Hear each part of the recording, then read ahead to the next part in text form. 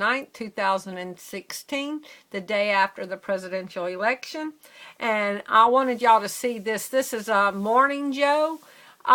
They were completely shocked last night that Trump won this election.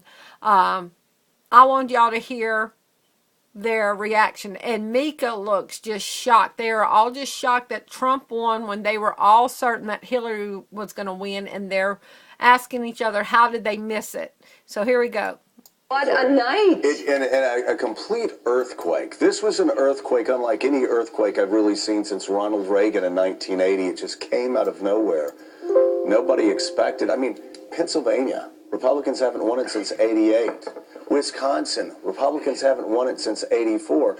And I can just tell you as a Republican, we don't do well in Senate races, in blue states, in presidential year elections. Something happened last night that will forever shake up the coalitions that make up the Republican and Democratic Party. There have been many, many historic, astounding, shocking moments over the course of this campaign involving Donald Trump, starting with him entering the race on the escalator, him winning a debate, him taking the lead in the polls, him winning a primary, him gaining the nomination.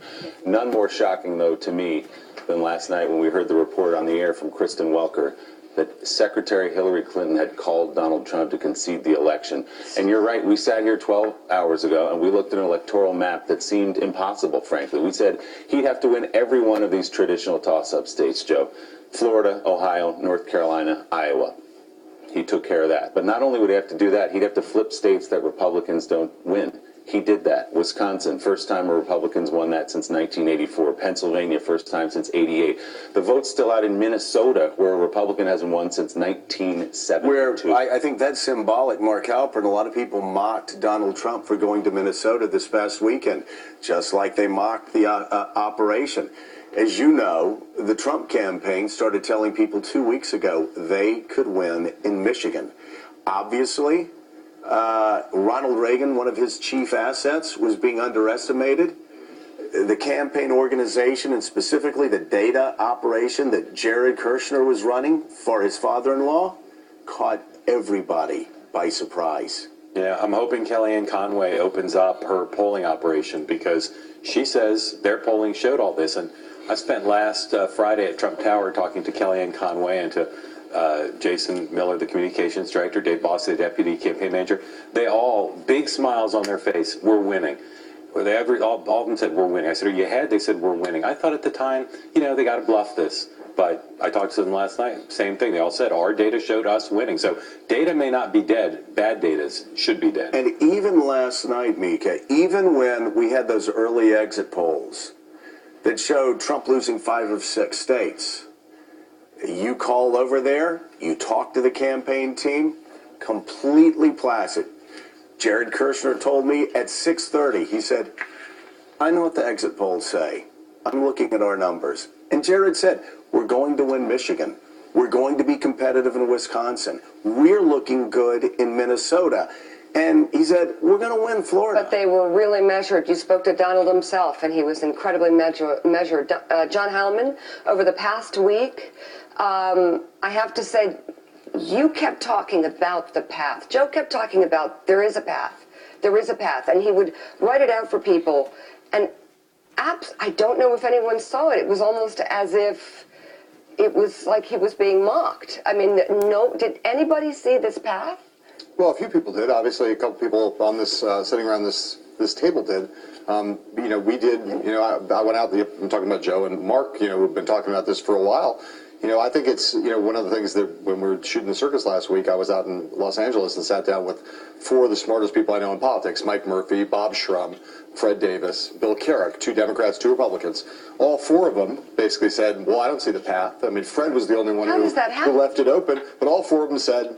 3 of them said the race, no chance, no way Donald Trump could win. Right. Fred Davis said, well, there's a 1 in 100 chance that Donald Trump could win. And those 4 guys, again, across party, smart guys, have all run or been intimately associated with presidential candidates. Speaking of L.A., you know L.A., you're from L.A., we did have the reverse Bradley effect. Yeah. People would not admit they were voting for Donald Trump because they watched TV every day, and everybody every day said Trump was a racist, he was a bigot, he was a xenophobe, he was a misogynist. And it could never And I asked this question, if that's on TV all day and somebody calls you up and says, who are you voting for? You don't say Donald Trump. There is going to be an incredible, long, deep, rigorous autopsy done on the polling that pervaded this campaign. It's horrific. Public polling and the Clinton campaign's own data, which obviously was wrong in a lot of ways. But one of the most powerful and illustrative examples of this is something that was very persuasive to a lot of people, including me.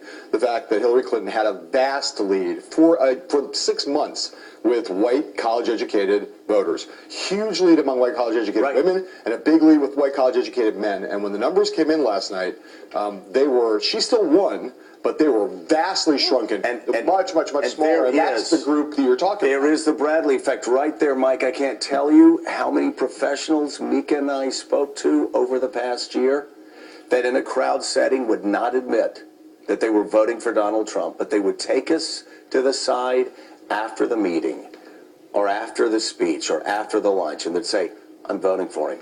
I'm just sick and tired of this. I'm voting for him. And I think John's onto a great point here. It is the college-educated whites that we're not going to admit that to polite society. Well, and just to clarify, I'll just say one thing just to make sure this is clear. She ended up winning white college women by only 6, and she lost white college men, which she'd been leading by a dozen points for months. So it's a huge turnaround in this particular segment, which was a big part of the reason why a lot of people thought Trump could not win. Again, the very people, Mike, who would not admit to polite society they were voting for Donald Trump. I'm sure there was a reverse Bradley effect in some quarters. I have no doubt about that. But I think in the country at large, there was no reverse Bradley effect. It was just people who were going to vote for Donald Trump, no matter what, no matter what he said, no matter what he did, no matter how he behaved. They were determined to vote for Donald Trump, and they were ignored.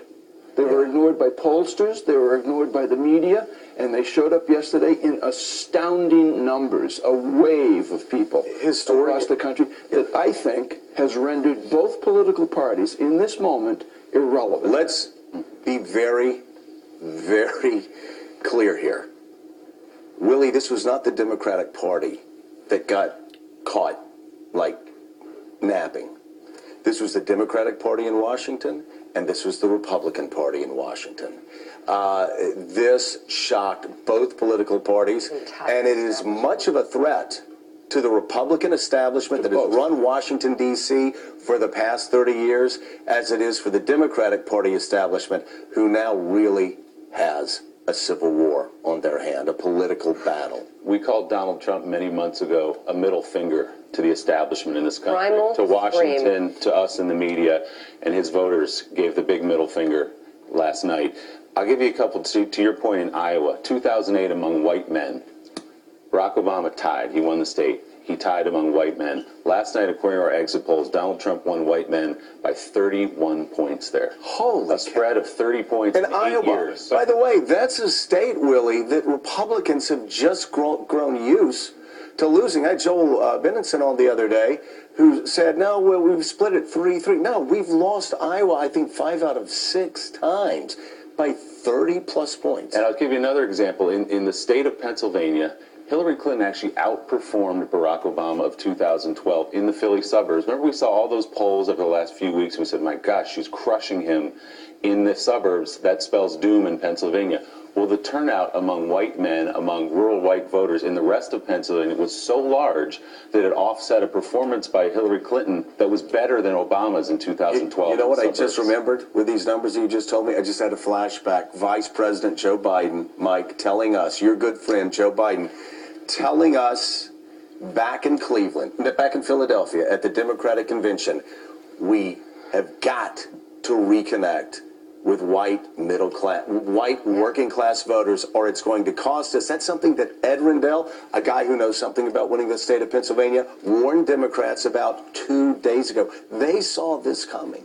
The three of us, Mark, you, and I, were talking just yesterday morning at 5:45 in the morning yesterday about Pennsylvania on Sunday, the vice president in Pennsylvania, in Harrisburg, in Scranton, large crowds, fairly large crowds, And you just get the sense that while they loved Joe Biden and loved listening to Joe Biden and heard his message, they were quite reluctant about the top of the table. By the way, let's just say it right now. Joe Biden's, I saw a poll. Joe Biden's approval rating in Scranton, Pennsylvania, 57%. Hillary Clinton's in Scranton, Pennsylvania, 23%.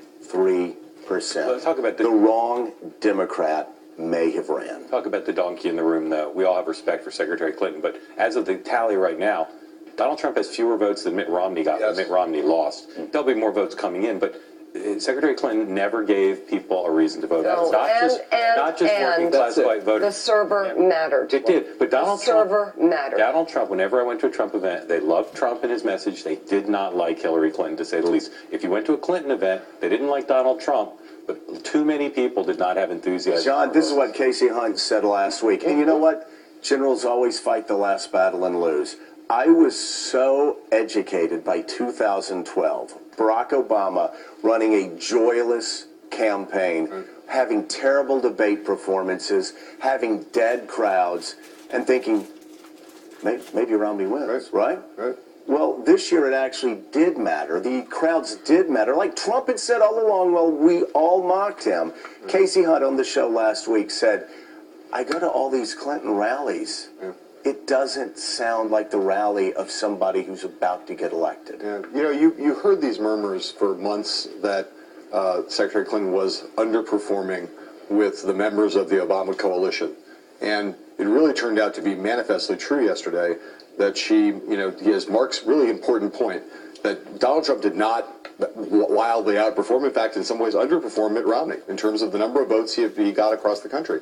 But she just did not get anything like the kind of support from this new coalition that Barack Obama seemed to have built for the party over the course of the last two cycles. Willie's example, I think, is more atypical in Iowa, where she did as well as Barack Obama with any big given segment. She just was not the candidate who could excite and energize the members of this new ascending coalition. Millennial voters did not pull it off. African-American voters did not pull it off.